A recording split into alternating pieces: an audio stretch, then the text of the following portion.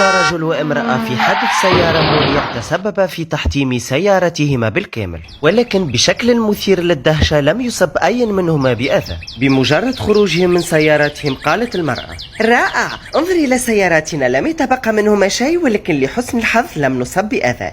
أكيد هذه علامة لكي نكون أصدقاء ونعيش معا في سلام بقية حياتنا. وافقك الرأي، أكيد هذه علامة. انظر، هي علامة أخرى، سيارتي دمرت بالكامل لكن قارورة الشراب سليمة لم تنكسر.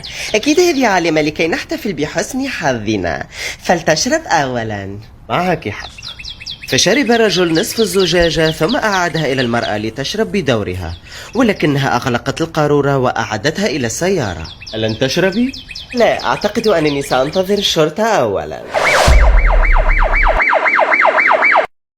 طنط رايح على المدرسة خربوا شعراته من قوة الهوا. قال له الأستاذ قوم أعرب كلمة هوا. قال له فعل مضارع قليل أدب خرب شعراتي بدون سبب.